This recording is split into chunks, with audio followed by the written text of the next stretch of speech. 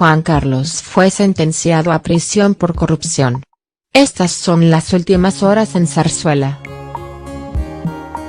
La idea de un rey Juan Carlos codicioso, observando cómo se desliza por el contador mecánico de billetes un fajo tras otro del dinero recién traído de Suiza, comprobando que no falte nada, en su despacho del Palacio de la Zarzuela, es una imagen insoportable.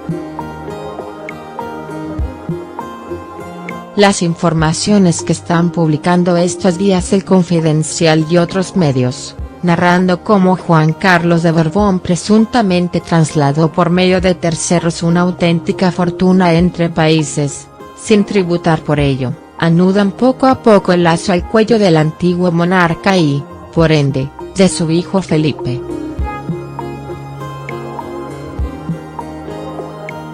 El actual rey ha de tomar una decisión, según palabras del gobierno, que está ejerciendo estos días una presión ensordecedora sobre su majestad, y el tiempo apremia. El gobierno confía en que haya una decisión inminente, según avanzó El Confidencial. De momento no hay noticias de Zarzuela, aunque a nadie se le escapa que Magnolias, la oficina del palacio, debe de estar ardiendo en estos momentos. Altos cargos de allí y miembros del núcleo más cercano a Pedro Sánchez llevan meses trabajando en el divorcio de Felipe y Juan Carlos y en cómo ese divorcio debe traducirse. Hay quien considera que el antiguo monarca no puede seguir viviendo en Zarzuela a expensas de los españoles, pero está por conocerse qué pasará con el título y cómo se llevará a cabo esta salida. Juan Carlos puede estar viviendo sus últimas horas en el Palacio de la Zarzuela. Pero, ¿cómo hemos llegado hasta aquí? Si hay una fecha que podemos señalar en el calendario como origen de la fractura, esa es el 5 de marzo de 2019.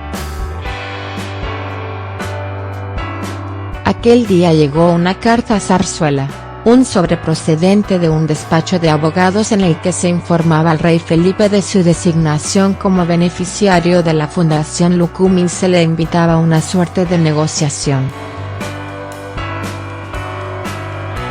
Zarzuela respondió con otra carta de vuelta a los letrados londinenses arguyendo, entre otras cosas, que no tenía conocimiento de tal fundación. Pero además hizo otra cosa. El 12 de abril de 2019, ante notario, el rey Felipe se cubrió las espaldas y renunció a la herencia del antiguo monarca. También informó al gobierno. Los españoles no lo supimos hasta casi un año después, el 15 de marzo de 2020. Cuando Zarzuela decidió hacerlo público tras la publicación de varios reportajes en la prensa extranjera que daban a conocer la existencia de esta fundación panameña con un saldo millonario y de la Fundación Sagatka. Mediante un contundente comunicado, ante un país atónito tras decretarse el estado de alarma por la pandemia, el rey hizo pública la ruptura con su padre. Más que un gesto. Fue un golpe de efecto, aunque en realidad era, entiéndase, puro marketing. La renuncia del rey a la herencia de Juan Carlos de Borbón no tiene efecto alguno en el ordenamiento jurídico español.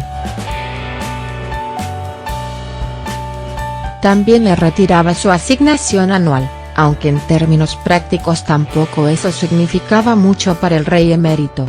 De hecho, a día de hoy sigue viviendo del Estado al residir en Zarzuela con sus necesidades vitales cubiertas.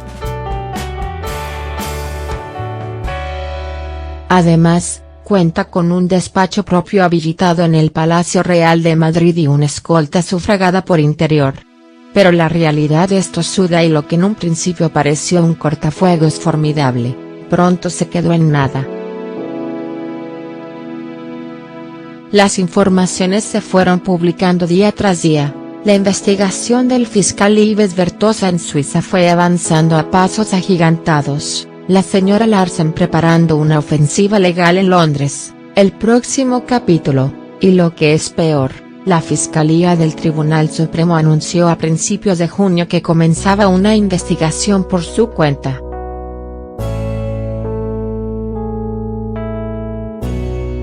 La ciclogénesis monárquica exigía algo más que un gesto.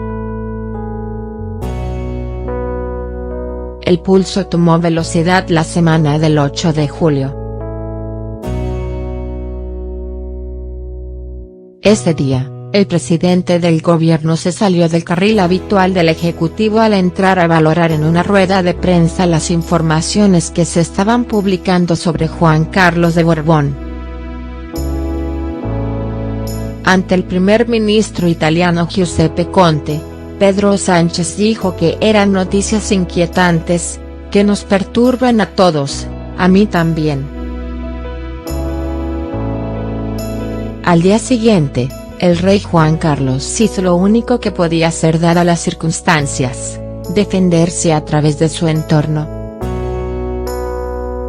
En un extenso artículo publicado en El Mundo, los amigos del antiguo monarca afirmaban que no había cobrado comisiones del AVE, que quizás sí había cometido el error de no tributar sus ganancias, y que en las informaciones que se estaban publicando se mezclaban verdades y mentiras. Nadie paga a un lobista tanto dinero 3 años antes de que se adjudique el contrato, señalaban. También acusaban la soledad de Juan Carlos, al que la casa del rey ha dejado a su suerte. No puede hacer nada, ante el juicio público está inerme, un rey no puede salir a hablar en las televisiones. Juan Carlos ha permanecido en Zarzuela todo este tiempo, por el coronavirus y por la crisis institucional. Solo ha salido para ir al médico como un forajido, de noche, a un chequeo en la clínica La Zarzuela. Su hermana la infanta Margarita dio más detalles cuando los reporteros la interrogaron después del contundente comunicado del rey Felipe, en marzo. No sé nada, y mira que antes de ayer estuve yo andando por Zarzuela, que me dijeron que fuera. De esas cosas no hablamos mucho, se le olvidaría, contó. Como estaba Carlito su nieto, hijo de María Zurita, no bajó siquiera, porque decía que no se podía acercar a nosotros porque somos transmisores. Todo depende de la decisión de Felipe V y de la cooperación de Juan Carlos. Sí, solo por esas circunstancias se retrasaría el anuncio de la decisión, se leía en El Confidencial este fin de semana. Pasan los días y el gobierno ha redoblado la presión para que el rey Felipe mueva ficha. La ministra portavoz, María Jesús Montero, lo afirmó abiertamente este mismo martes cuando dijo que la pelota estaba en el tejado de la casa del rey. El gobierno celebrará todas las medidas pasadas y las futuras que se puedan impulsar para que se incremente la transparencia o se garantice la ejemplaridad de la jefatura del Estado respecto al desarrollo de sus funciones.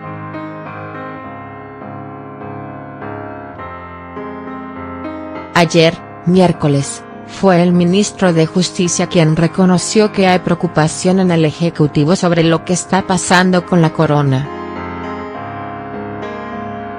También se difundió incluso un teletipo de EFE que enfatizaba en el titular el silencio de Zarzuela ante la que estaba cayendo. Lo siento, me he equivocado, no volverá a ocurrir. Parece que ahora ya no bastará con eso.